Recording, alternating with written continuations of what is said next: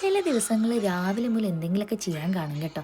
അങ്ങനെ ഒരു ദിവസമായിരുന്നു ഇന്ന്. നമ്മുടെ ഹാപ്പി ഹാമറിലേക്ക് വേണ്ടി മുറി സെറ്റ് ചെയ്യാൻ വേണ്ടിയിട്ട് ഒരു കട്ടിൽ മാറ്റാൻ നിന്നപ്പം മാറ്റം പുള്ളിക്ക് ഇഷ്ടമല്ലാഞ്ഞിട്ടാണ് എന്തോ നടുക്കാൾ ഉടക്കി നിന്ന് അഴിക്കാതെ എടുക്കാൻ പരമാവധി നോക്കിയെങ്കിലും നടക്കാതായപ്പം അവസാനം അഴിച്ച് പൊളിച്ചെടുക്കുന്നതാണ് ഈ കാണുന്നത് കേട്ടോ. മുതലാളി മലയാളി അല്ലാത്തത് ഭാഗ്യം, അല്ലെങ്കിൽ പുള്ളി ഇത് കണ്ട പുള്ളിയുടെ ഹൃദയം തകർന്നേന്. പിന്നെ റൂമെല്ലാം ക്ലീൻ ചെയ്ത് സെറ്റ് ചെയ്യുന്ന വീഡിയോ നിങ്ങൾ കണ്ടു കാണുമല്ലോ അല്ലേ. ഇപ്പൊ വെറുതെ ഇരിക്കുന്ന സമയമില്ല. വെറുതെ ഇരിക്കുമ്പോൾ എന്താ ചെയ്യാന്ന് ചോദിച്ചാൽ ഇതുപോലെ ബോക്സസ് ഒക്കെ പ്രിപ്പയർ ചെയ്ത് വെക്കും കേട്ടോ. അപ്പൊ അങ്ങനെയാണെന്നുണ്ടെങ്കിൽ പെട്ടെന്ന് ഓർഡേഴ്സ് വരുമ്പോൾ അതിനനുസരിച്ച് എടുത്ത് കൊടുക്കാമല്ലോ. രാത്രി സമയങ്ങളിൽ ബാക്കി എല്ലാ പണികളും ഒതുങ്ങി കഴിയുമ്പോൾ പിന്നെ ഈ ചെയ്യാൻ പറ്റുന്ന കാര്യങ്ങളെല്ലാം ചെയ്തു വെക്കുക എന്നുള്ളതാണ്.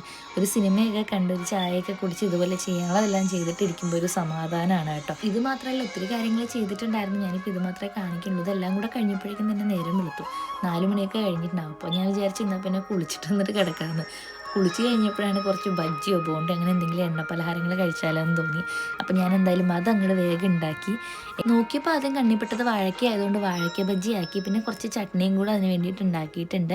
അതിൻ്റെ ബാക്കി വന്ന മസാല കൊണ്ട് നമ്മളിത് കുറച്ച് പൊക്കോടയും കൂടെ ഉണ്ടാക്കി. ഒരു കട്ടൻ ചായ കൂടെ ആയാലാണല്ലോ അതിൻ്റെ ഒരു സംതൃപ്തി വരിക. അപ്പോൾ ഒരു കട്ടൻ ചായയും കൂടെ നമ്മൾ സെറ്റാക്കി ഇതെല്ലാം കൂടെ കഴിക്കുകയാണ് കേട്ടോ. എന്തായാലും ഇതുപോലത്തെ ഒരു സ്ലോ മൂവിങ് ആണെന്ന് തോന്നുന്ന പോലത്തെ ഒരു മോർണിംഗ് ഒക്കെ കിട്ടുന്നത് വളരെ ഇഷ്ടമുള്ളൊരു കാര്യമാണ്. ഇങ്ങനത്തെ ഓരോന്ന് കഴിക്കുമ്പോഴാണ് നാട് മിസ് ചെയ്യുന്നത്. എന്തായാലും ഇന്നത്തേക്ക് അത്രേ ഉള്ളൂ. ശരി, ഇന്നാട്ടോ, ബായ്.